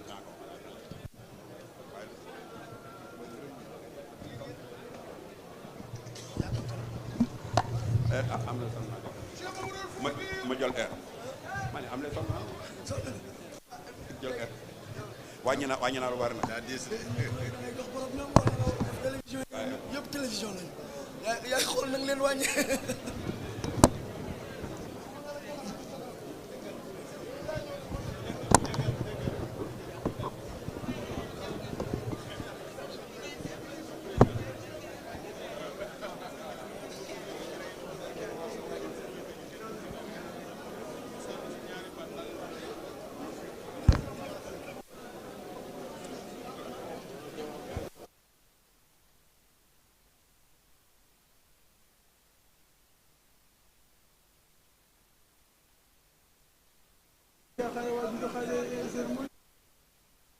maanaam préfet moo ñaan ni gouverneur moo gouverneur ñoo xam il faut ñu xam ne ah loolu boo na wax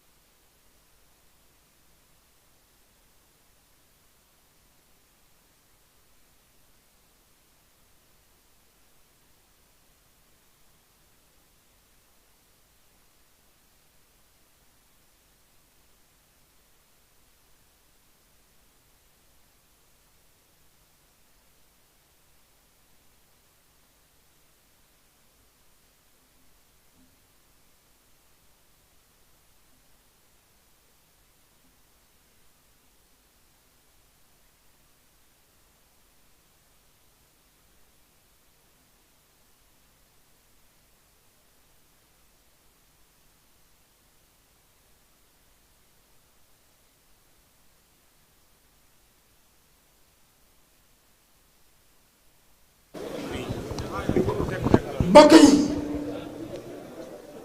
lu doon seenu ay at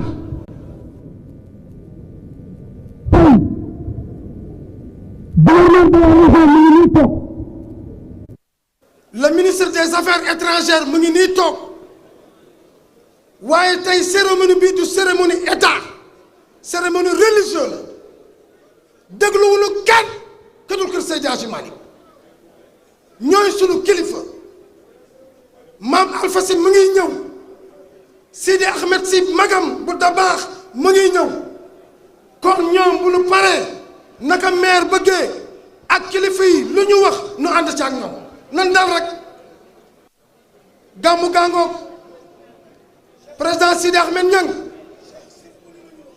président Sidi Ahmed Niang ah noo ngi lay ñaanal yàlla yaag union bi ñeent fukki membre ak juróom lañu ñeent fukki membre ak juróom yooyu monsieur Ama Lamine Niang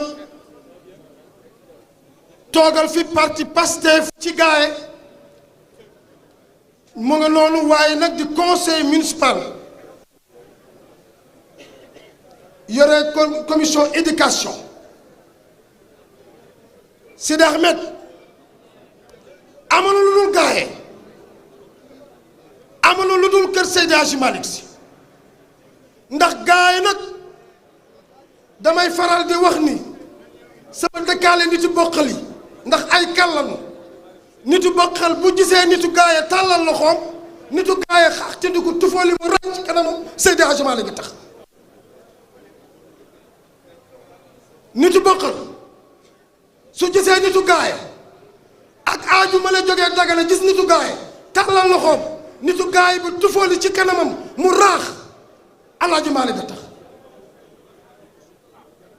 maa Maodo tax de ndax gaaye bokkal moo ko mag fii gaaye Dagana moo ko mag fii ñoom nag Kaajaar moo leen mag ndax bokkal ak Dagana gaa yi mu ngi jàll si 1786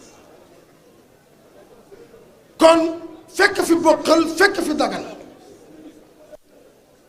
kon gaa yi bu demee ba nitu bokkal tàllal loxoom gaa yi ñaanal ko tufli ci kanamam mu raay Alaaji Maalik a tax Sidi Ahmed imam ñu déglu waa bokk yi imam Sidi Ahmed Niang président union des daayira bu Gaaye ne mu ngi nuyu bokki jullit yi di nuyoo waaye di yeesalaat nuyoo di teg ci nuyoo ñi jot a jiitu nuyoo neex na ba noppi te guddi na ba noppi sëriñ Maam Alfa Si bi ñu tàmbaleeg léegi